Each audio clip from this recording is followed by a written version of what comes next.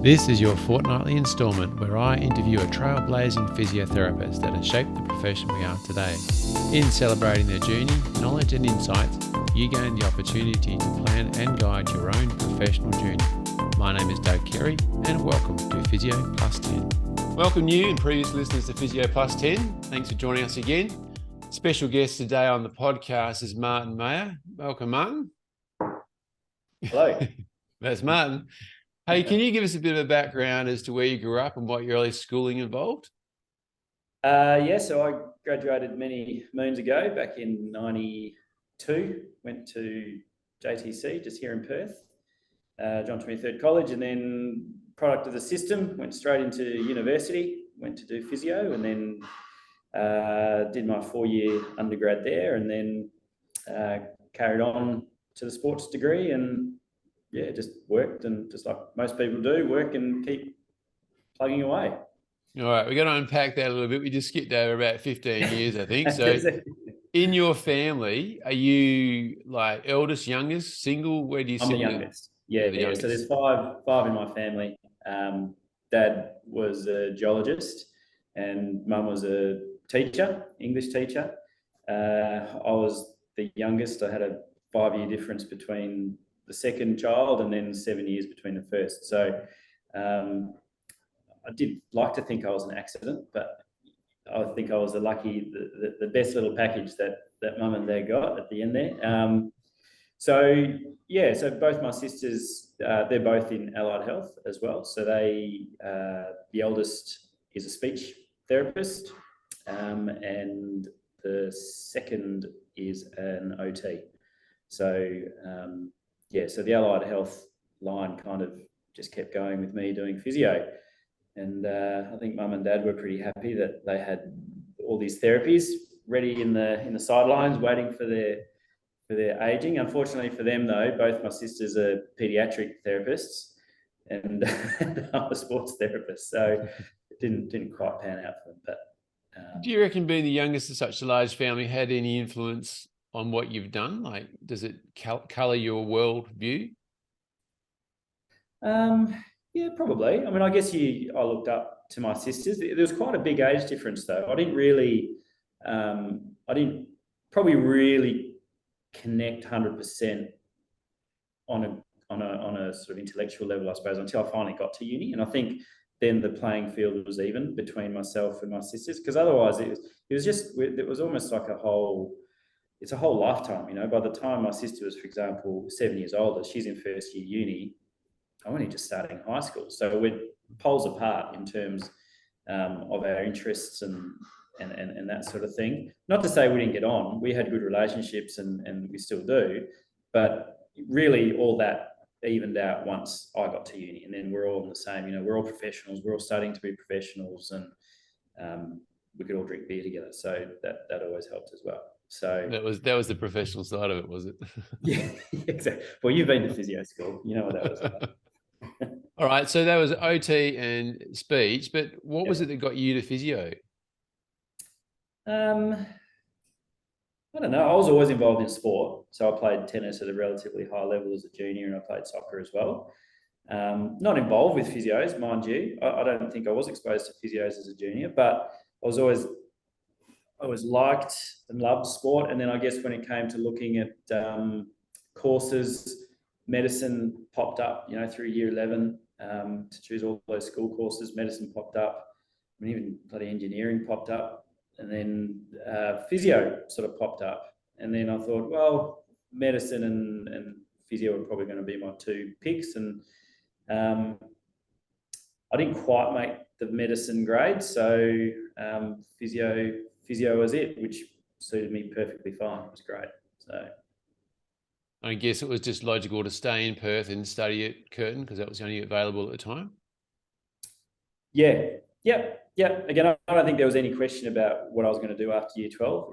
It was a progression. I call it, the kid of the system. I started my juniors, my middle, my high school, went to uni. There was never a question that I wasn't going to go to uni. So, Curtin is good. My sister, my OT sister went there. So, I had some exposure to it a little bit, I suppose, in terms of name, and knew it existed. So yeah, so that was an easy transition. Yeah. And what do you remember most about your undergraduate? Like, what sort of stands out for you, apart from the It was so much fun. Like it was such a good course. It was a hard course, and I think because it was so hard, and we were based at Shenton Park at that point.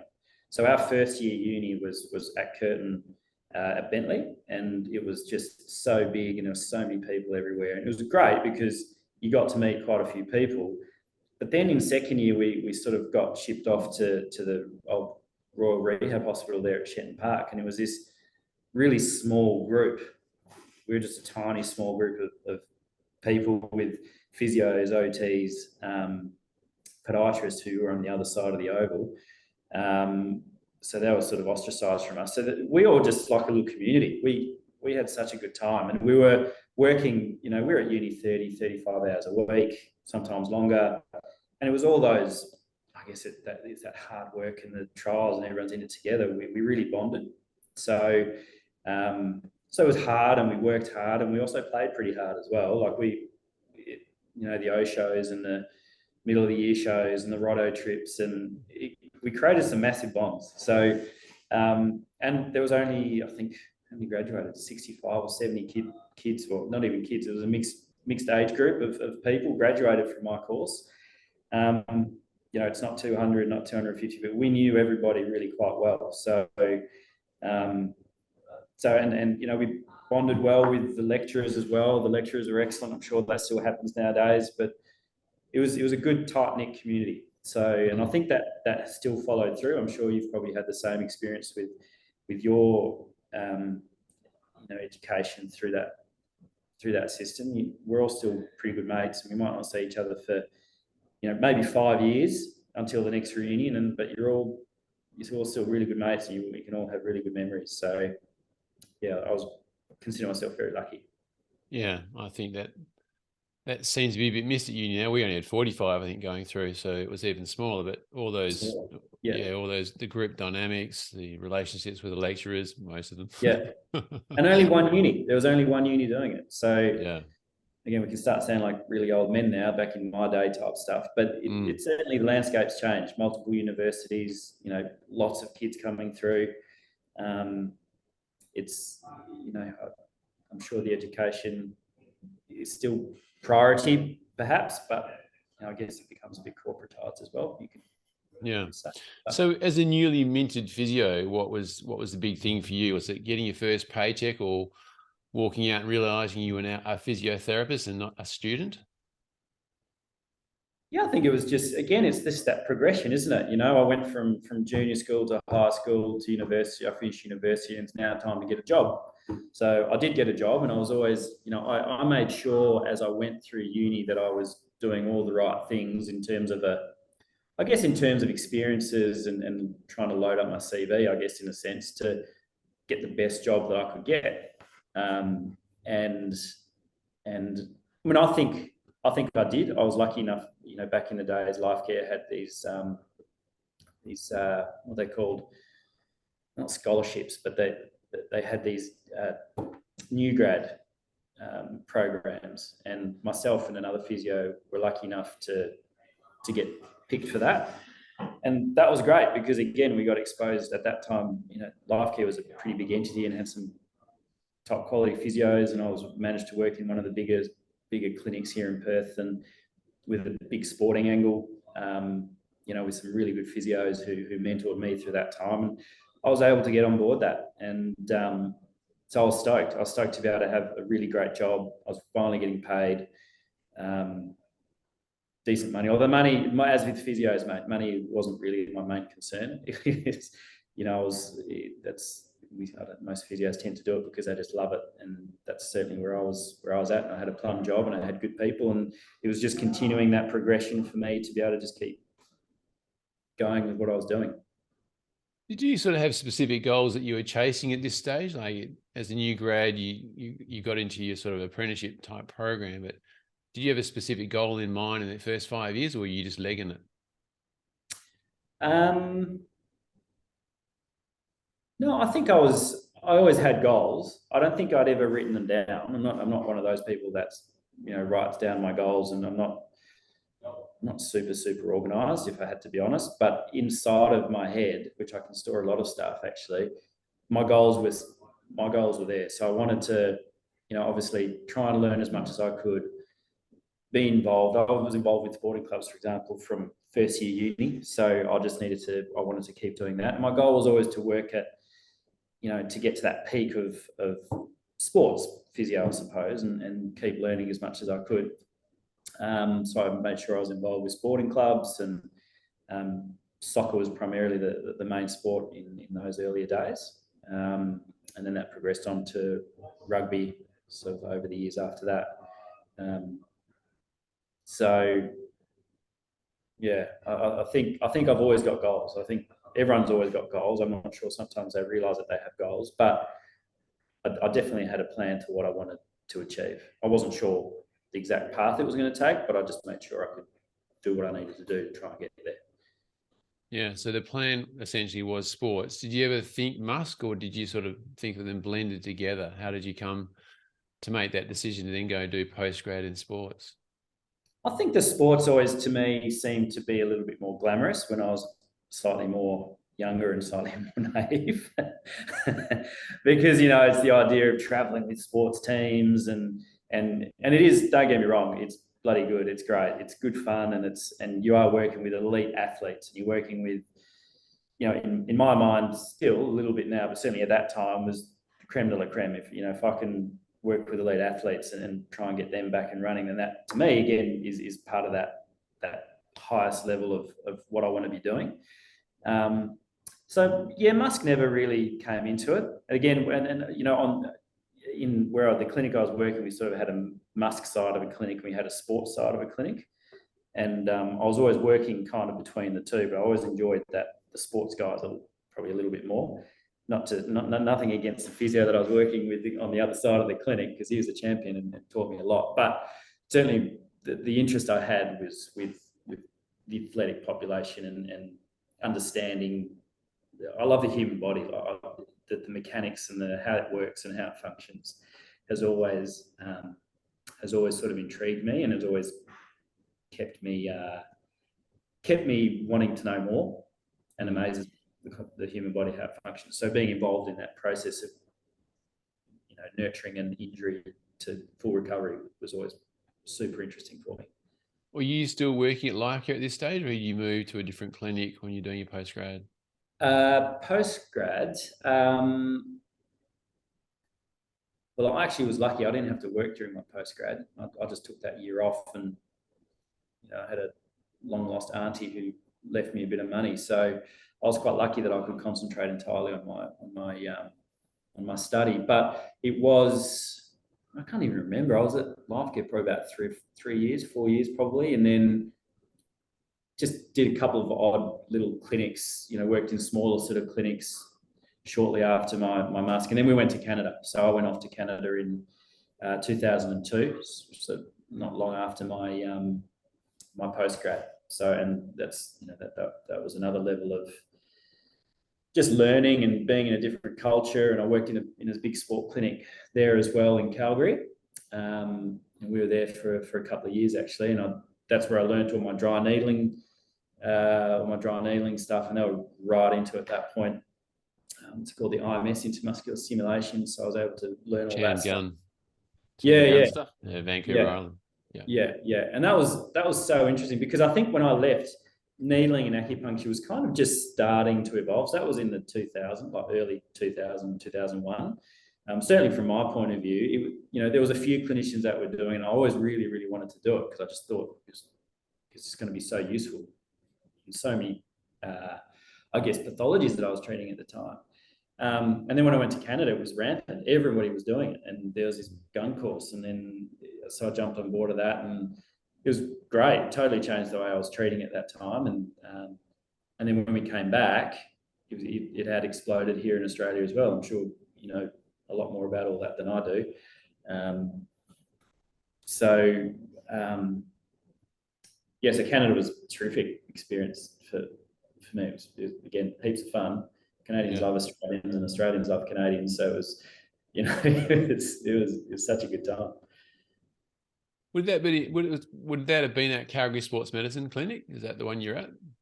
No, so in the same group, I was at Southland, Okay. in the south of Calgary. Yeah, but it's a similar it was very similar. That setup was very similar to the life care setup, actually. Yes. It's sort of an overarching group, and then lots of sport clinics underneath them. So yeah. And you got back to Australia, you've done your post-grad. Somewhere along the line here, you've why did you come back to Australia? Did you set yourself a certain time frame or a certain goal, or what was coming? Pardon, baby. Baby. yeah. So that was the start of the family. So we made a choice that we wanted to come back. My wife had just completed her, she was in Calgary. We went to Calgary primarily for my wife, actually, because she had she was doing her specialisation in sleep, paediatric sleep. So that's really why we went. And then when we got back, she was kind of qualified, I guess, and we would have loved to have stayed.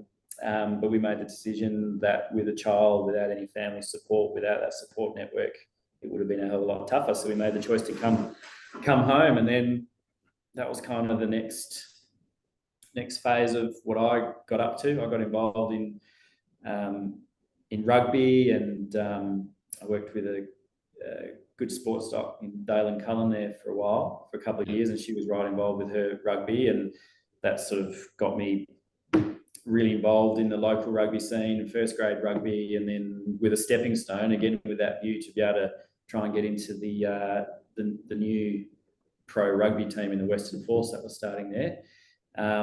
Didn't quite happen in the first year or two, but then I sort of got in there as one of the treating physios under Rob Nash, and he was a big influence for me as well, actually. He's been around for many years. So that was great. And then I did that for a number of years, and then got involved with Subiaco Footy Club as well. Was there for about 3 or 4 years, and then I finally I sort of decided that was just, that had to be enough. I was, you give away all your weekends in sports. I'm sure anyone that works in sports understands that, and gets to a point where you don't want to do that anymore. So I didn't. So I stopped, and then I got sucked back in with the AFL development stuff. So, which is excellent. I did that for a couple of years with Nick Caputi. We're doing the 16s and the 18s WA development footy, and again, that was super fun. It wasn't super intense in terms of time. There was periods of that program where it got intense, and we went away. You go away for the carnivals and whatnot. But that was really great fun. But then finally, APE sort of started around that sort of similar time, and then I couldn't do everything, so things started to fall off. So before we leave that sort of sports physio career, what would you say would be the most important skills for a person to have if they wanted to consider moving into the sports physio arena? I think you have to be prepared to work really hard. I think being a sports physio, you're sort of part of the team, but you're kind of peripheral to the team. It's a weird mix, I reckon. So, I think you have to be the first one there at trainings, and you have to be the last one to leave. You have to be the first one there at game days, and be the last one to leave. No one's going to fall over themselves to thank you and say, "Oh, thanks so much." So it's because it's your job. You just do it. It's just something that you do, and you love it. I love working with all those athletes, and I love working in environments. AFL's nice because there's trainers and there's head trainers, and that's always, because then there's more of you, so you can kind of rally together, and it's a bit more of a social environment. But when you're working with some of the bigger bigger clubs, and you're a sole sports physio, then you're kind of a little bit on your own, and you do mix with coaches, obviously, and you relate to coaches, but they're sort of slightly more on the, they're more related to the players a little bit more. So you're not a lone wolf. I don't want to make it sound like you're isolated, but you work hard. I think you have to be ready to learn a lot. you have to be ready to not know everything, I guess you have to be a bit vulnerable as well, and just accept that you may not know something, but that's how you're going to learn. And you've got to stand by a decision. You've got to have a duck's back, because that water's going to have to roll off when coaches are having a go at you and players are having a go at you, and you're having to make a pretty tough decision about a player's availability. You just have to weather it and suck it up. And it's like a parent, you may not be the most popular, but you're doing it for the right reason. So it's a mixed bag. You've got to be ready to do a lot of different things, wear a lot of different hats. But I think the reward is there. Yeah. So we now get to that sort of stage you mentioned when AP Medical starting up. How did that come about? So I was working back at Wembley when I got back from being overseas, and I had one of my mates from uni, actually, Chris Jesson. He worked right next to me. And it got to the time where the Aussie dollar was sort of hitting parity, and if not better than the US dollar. And then we sort of just mucking about with looking at what you could get from China, and strapping tape was the first thing that came to our mind. We just get a cheap strapping tape and we can flog it off and make a bit of extra coin on the side, basically. So we did that, and that was ape tape. That was our first foray. So it was called ape tape, and Chris said, "I don't care. I just want it to be called ape tape because I like how it rhymes." So, so that was a very strong business plan. Yeah, exactly. And then I sort of said, APE, and I thought, Australian physio equipment probably could work. And then we just rolled with it. And so we got our first batch of strapping tape from China, and it was a disaster. I think we had to throw out half of the tape because it was just rubbish. The tape was rubbish anyway. And I remember buying, we bought our first Ape laptop that we shared, and we were using Hotmail at that point to make all these, reaching out to these suppliers, and so that's basically where it started. And it's just, I guess, grabbing those, the opportunities. We were lucky because we were working in life care, and life care is a big group of physios. So we were lucky that we had a good testing ground, I suppose. And we had good relationships and mates within the business who sort of were willing to give us not just one crack or two cracks, maybe three cracks. I mean, there was a limit how many times we could mess it up, but they were a lot more forgiving than a brand new company with people who didn't know who you were. And we were able to really refine what we were doing in the initial stages, and we made decisions, and doors opened, and we stepped through the door, and then there was another door, and then we had to make a decision, and the door opened. So it was a slow evolution. It was. I mean, I was working as a physio and doing APE, as was Chris, probably up until 4 years ago. So the juggle was real. Like, it was, I had a young family, I had physio, working as a physio, and then I had APE, and we had staff underneath us with APE, not too many, but enough. So the HR side of things was evident and prevalent. So it was a juggle, yeah. So it was all pretty exciting, and watching, APE sort of nurture and grow and go from, just a couple of pallet rackings to a small little warehouse in Aussie Park, to outgrowing that to the next one. And now we've moved again into Osborne Park, into, I think it's 1,800 square meters or 1,600 square meters. We've got 25 staff. So it's a pretty cool thing, not without its stress and without its challenges. Yeah, exactly. But, you can get all muddled up in cliches now, but, the adversities do test you, and you learn from that. And I think the skills that you have as a clinician, actually, the ability to, the clinical reasoning that we have, that we use in a clinical framework, is quite similar to how you apply it into a business framework. And in fact, in lots of frameworks, you take in all this information, you can assess all this information, you can decide that there's 2 or 3 outcomes, and then you try and figure out which one is going to work. So I find it interesting, and I was thinking about it when you asked me to do this, how my clinical reasoning physio really does cross over into this business side of things. And I think as well, the ability as a physio to just build relationships. That's what I do is fundamentally. I'm a pretty terrible salesman. I've got people that can do that, but I can build a relationship. I can get trust because that's what I do. Because I believe in what I do. I did that as a clinician. I got my compliance out of patients because they trusted what I was telling them because I knew, and I trusted what I was saying to them. So it's just, I feel like it's a similar concept with what I'm doing now. It's never a hard sell. It's just as a physio. You got to listen to people and you got to just help them out, basically. Was there a time, and this comes down to like this concept of identity, was there a time when your identity changed from being a physio to being a business owner? Yeah, that's still evolving. Watch this space. Yeah, a little bit, because I still consider myself a physio. You know what? The time I'm torn the most is when I'm flying, and on the boarding card things, you got to write your profession, and I still write physiotherapist, but sometimes I write business owner.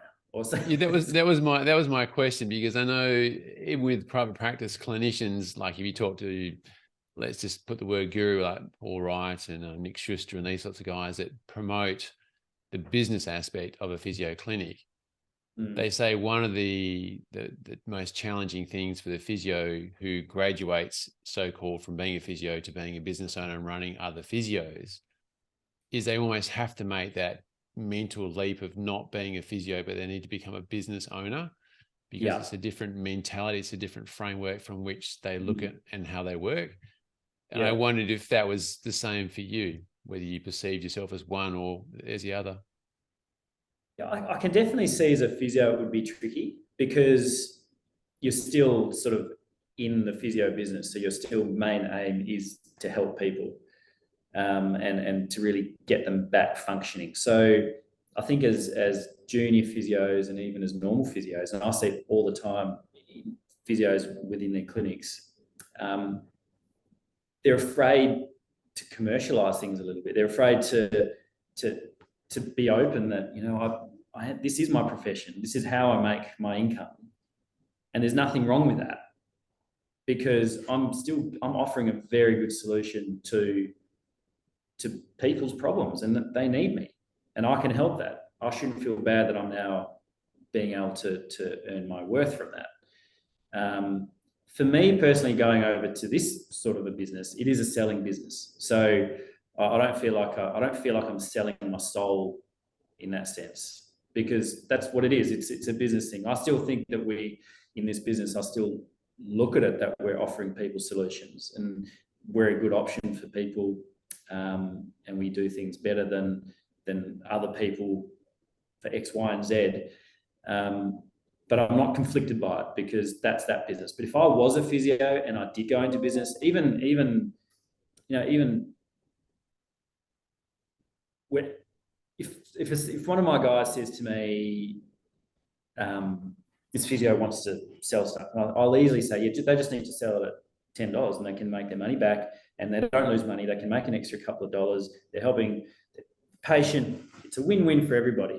But I've been in that same situation where I have a patient and I know what I've just said, but I still will give them that roll of tape. Just take that tape. Just take it. Don't worry about it. Because I don't want to. That's that conflict I have as a physio, and that idea of I don't know, commercializing it or something. So I don't know, I've wobbled on there a little bit, but I guess coming back to your original question, I can see why physios get conflicted. I'm not so conflicted, because it's quite separate. Yeah, so in that sense, you've said to yourself, I am in retail and therefore I need to sell, as opposed to I'm a physio and I'm caring and providing a service. And now I need to make. Now I'm conflicted. Yeah, I think so. And I see that all the time within the business we do with physios, all the time. It's hard for them to separate caring and doing a good job to get people better and giving themselves some worth financially out of that. Yeah. Yeah, I think that's still a challenge that we as a profession face. And, Yeah. you know, even when the patient sort of rocks up and says, oh, you know, how much am I going to be paying? And you say a dollar amount, and they Yeah. go, oh, really? Is it that much? And it just happened recently. I was seeing in the back of my mind, I was talking to a new grad lawyer in a Big Four firm, probably being charged out at $350 an hour, no experience whatsoever, you know, and most physios would dream of a pot of gold if they get charged out, even if they had a PhD and they were a specialist and they had 30 years experience. They Yeah. probably still wouldn't be charging $300 an hour. Yeah. Because it's just, I don't know, it's just something about our profession. It's I challenging. think it's just not in. It's not taught to us through an undergrad level. I don't think. I don't think it's enough. I don't think physios come out of physio school. I'll speak for myself. I don't think I came out of physio understanding that I have to earn money from this. That this is actually my profession. I wouldn't know at that time, and even now probably, how I should go about opening my physio clinic. How do I make it a financially viable option, this profession?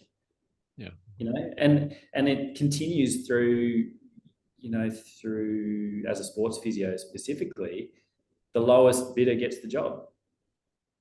You know, so even to the sort of slightly elite clubs, if you start charging too much, they'll just go to the next tier down.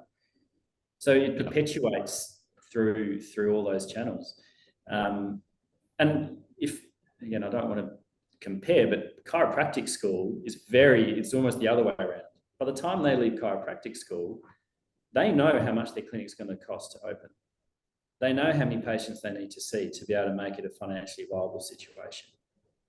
And now most physios are going into private practice and they've got no clue. They don't know how to do it. I kind of feel sorry for them. I mean, because I wouldn't know how to done it.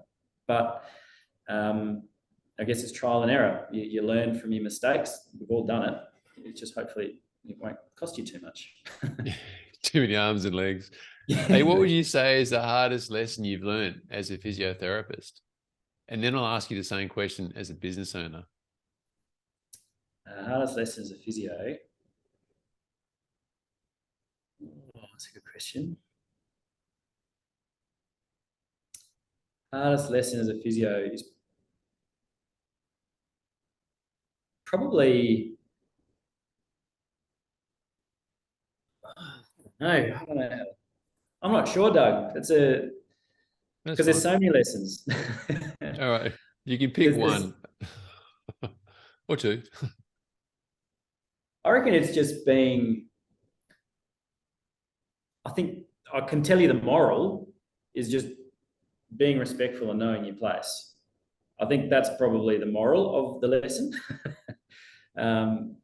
So the example there would be? So just not getting ahead of yourself and just thinking that you know everything and that you're better than other people. I think it's you know, you can have that tendency as you get you know, you start climbing up and you get these better jobs and you think that all of a sudden you're better than maybe what you are potentially. And it's just always being respectful. Yeah. The quality of humility is important. Yeah. Yeah, I think so. I think that gets you through life as a whole.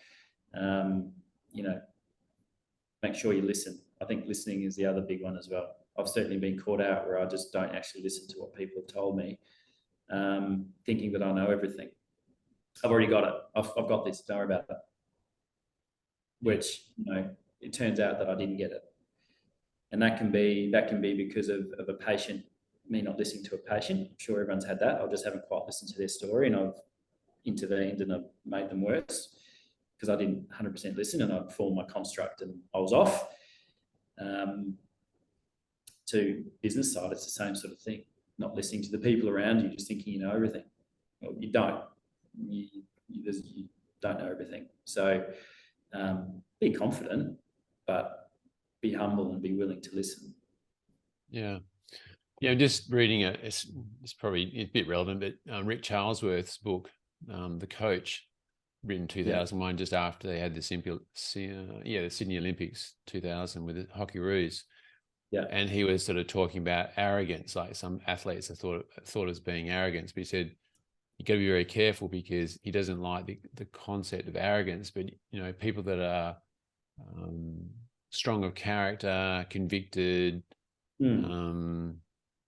confident, just a whole lot of other characteristics that might be construed as being arrogant. But he said you have all these strong characteristics, but you throw in that humility, and then that annuls the concept of arrogance, because they're willing to listen, they're willing to change, they're wishing to seek other ideas.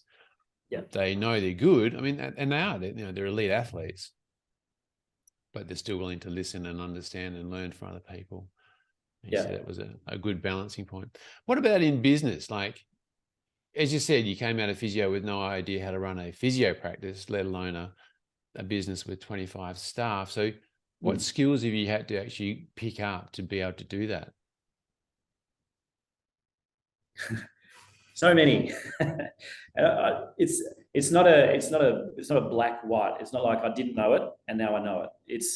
It really is this slow development, you know, of skills. I mean, I read a lot. Google's my best friend. You know, in terms of being able to again problem solve, which it comes back to what I was saying before about this clinical reasoning, problem solving. It's just always problem solving, and it's learning by trial and error, really. I didn't go to a business school. I haven't done any business courses. I haven't done any marketing courses. I haven't done anything like that. I've read a lot.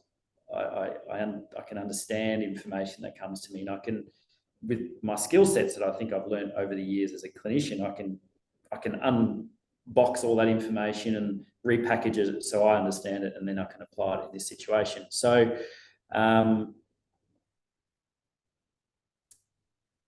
so I've just forgotten your question. Well, it's kind of interesting. You didn't go and do an MBA, and you didn't do anything like that. No. You've actually just, you know, looked at what you needed, and you've applied the knowledge of putting it together and gone and got it. Yeah. And as I said before, having just understanding that I don't know everything. You know, I listen to the people around me. I've got guys who are 20 years younger than me, and they're teaching me stuff every day.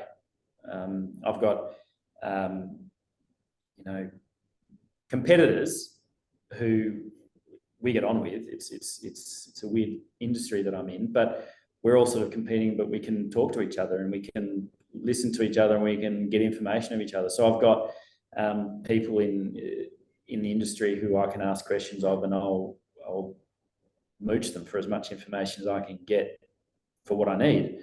And it's everyone has something to offer. There's no one in my business that doesn't offer something to me personally or to the company as a whole. Generally speaking, everyone's got something to offer. So once you have that sort of approach, then you've got this almost infinite pool of knowledge and assistance and help, and could be a little gem that just pops up in a meeting that someone says and you go, hang on, that's interesting that you just said that. So it's just being open to all of it, and you take it and you try it. You try it. I've personally had failures with what I've tried to do, but that's okay, because then I've been able to reassess it again, similar to the concept of physio. I can reassess it, see maybe where I went wrong, retweak it and try again. So, and I guess with the way that both Chris and I have progressed, we were able to mitigate, you know, it wasn't an all-in situation, you know, with this business. We were working, we were juggling balls, so we didn't have to financially, I guess, go all in. Similarly, though, you know, we weren't taking any money out of the business for years. I think it was close to a decade before we actually started giving ourselves something back from the business, because everything that we were doing, anything that we were creating was going straight back into the business, whether it be employees or whether it be product development or whether it be premises or whether, you know, so I think that's, as a business owner, that's something that, again, someone told me that, they said, you won't earn anything for like 8 years. He said, 8 years it took me to get anything back from business. I didn't understand what that meant. I couldn't understand it, because you're in black, you're making profit. That's great. I said, paper isn't cash in the bank.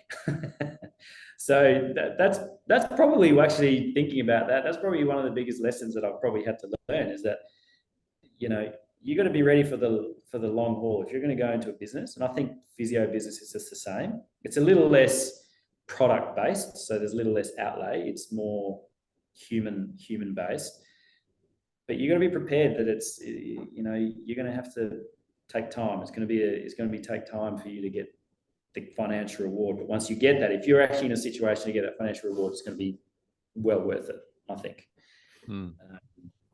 Well, I mean, that's a good bit of hindsight too, like 8 to 10 years of product improvement, facilities development, staff generation to actually make a business, you know, to work. Really, that's a big haul. Hey, yeah. For $200, since we're talking about big money, for $200 or less, what would you say is the best app or tool or investment that you've made that's found to assist you in your development? $200 or less. I think Google exists. I think that's been a lifesaver. And thankfully that's free. I wish I was a physio, like a real serious physio, when all these apps came out, because I could have given you a much better answer, because there's so many of them now. We'll go with Google. That's fine. Yeah, I think Google's got everything. I mean, the chat GPT is going to change a lot of things. That's again, this is something. I came into the office one day and one of the young guys said, "Man, have you heard about this chat GPT?" And I said, "No, mate, I don't know what you're talking about." And he showed it to me, and it's crazy. It's scary, but I think that has a real potential to change a lot of how any business will work and how it will run. I think eerily it looks a little bit like the revelation of Terminator, but it's coming to fruition. But you know, I've got to say that that's been quite useful from my point of view, as far as an app goes and as far as a tool goes. But yeah, Sudoku and Scrabble, they're on my phone. They're always good too. There you go. What's been your most out on a limb decision that you made in regards to your career so far, and what was the outcome of that decision? I think stopping physio. I think finally cutting the cord. I'm still registered as a physio, so I still do enough continuing ed and that sort of stuff, and we do enough here to keep that rolling. But yeah, finally saying, right, I'm not going to treat anymore. That was a pretty big decision, because at that point I'd been doing it for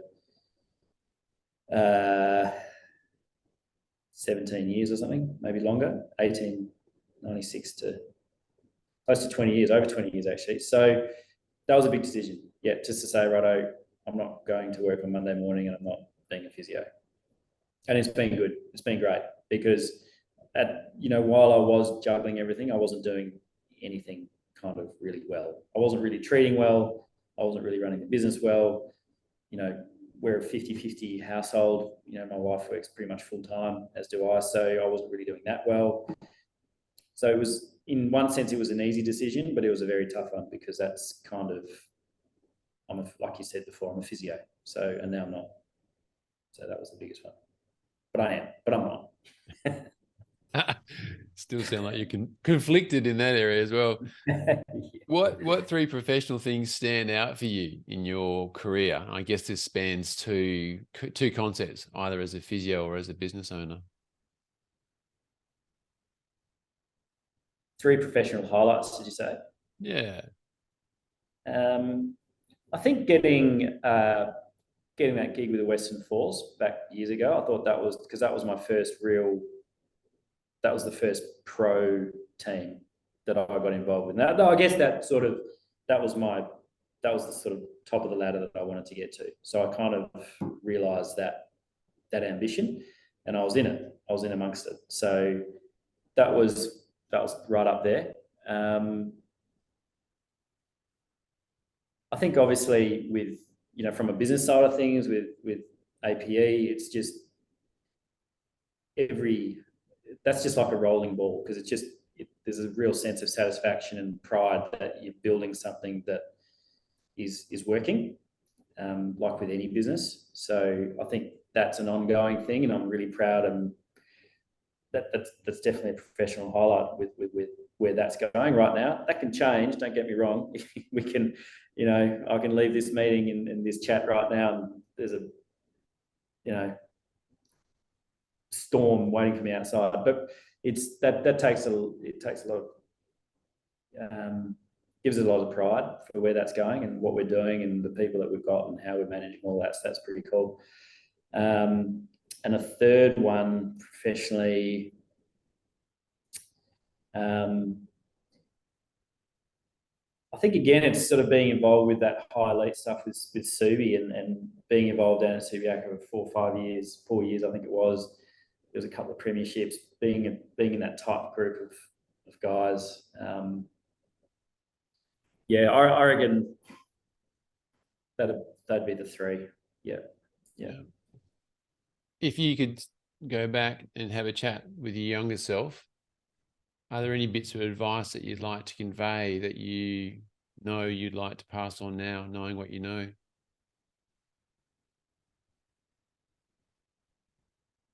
I don't know. I think probably just keep your head up. Probably just keep plugging away, which I kind of did anyway. But it's keep working with whatever you're doing, and don't give up if one door closes. Like really, just find another way if it's something that you want. You need to just keep persevering with it. And on the similar front, I guess it's almost on the opposite. If you're getting too many closed doors, then just listen to that. Don't force the issue. You can't jimmy your door open and force your way through, because you're probably going to be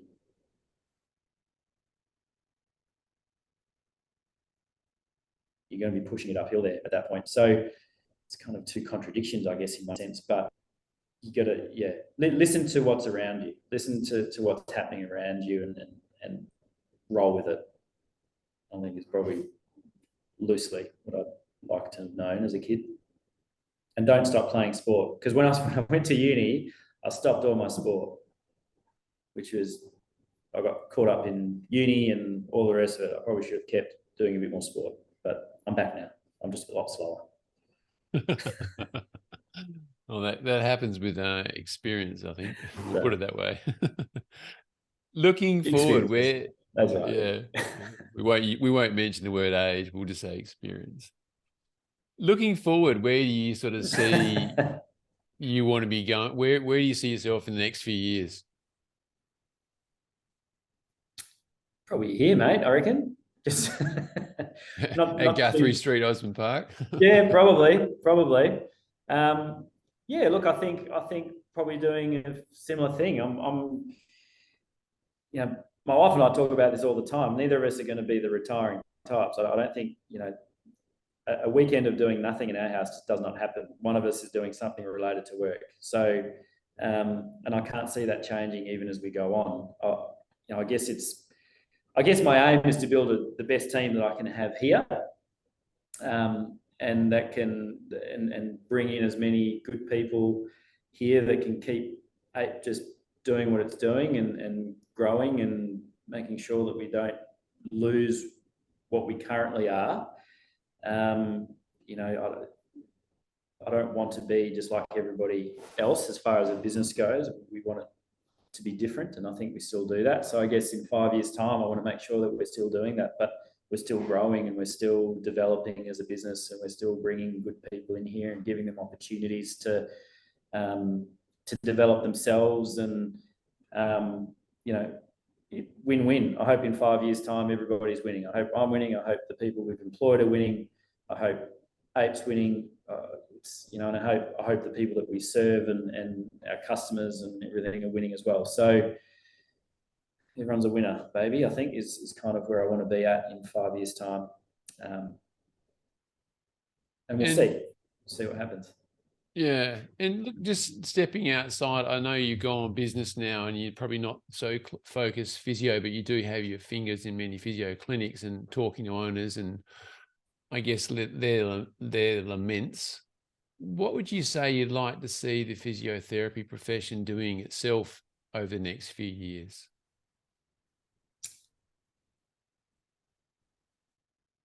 I'd like to see it just normalize a little bit. Like I feel like when I first came out, it was about manual therapy and about really being involved with patients and that physical aspect of it, the real physical therapy side of things. I think nowadays it seems to be all the way on the other side now, where it's all about, the cognitive behavioral stuff, and it's talking and it's understanding, and which is really useful, but obviously very useful. And I was using all that in my clinical stuff as well. But I think it can be forsaken for some of the manual stuff, the physical stuff. Like that's what makes us physiotherapists is how we intervene physically, whether it be with hands, exercise, manual therapy. I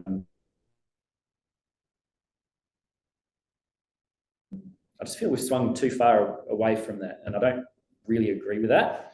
I think our hands are an integral part of our profession and what separates us from a lot of other professions. And there's a lot of other professions that are nipping at our heels to kind of run us out,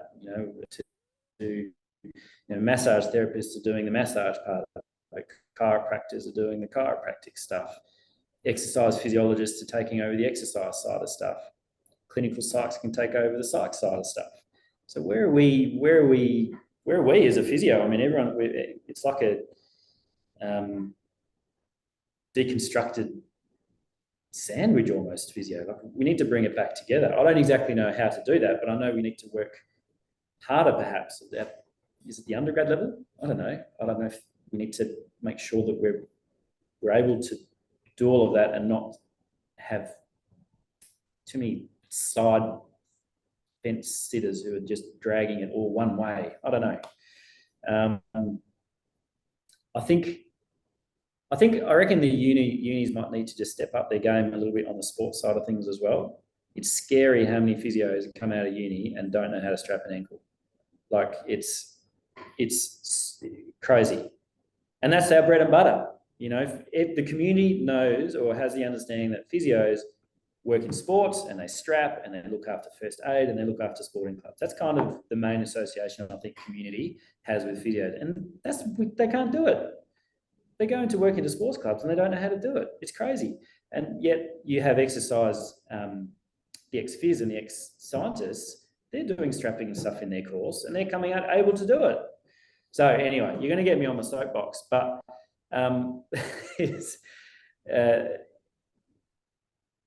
like to see that happen a little bit more. I'd like to see a little bit more focus paid back to where our core roots were, not for disregard of what we now know is also evidence-based treatments that can help, but not forsaking everything else that we have done in the past. Yeah. Well, thanks for that. What are your thoughts? That was good. Soapbox? I know you've got. You can get your soapbox out too, mate. Yeah, well, we won't do that now. But yeah, thanks very much for joining us on Physio+10. Much appreciated, Martin. Welcome. It's good to hear how you literally have gone from being a physio to being not just a clinic owner, but actually a parallel business, and that's a big step up. So thanks for your insights into that, and I'm sure the people who listen to this will really enjoy what you've passed on knowledge-wise. Cheers. No worries. Appreciate it. Cheers, Doug.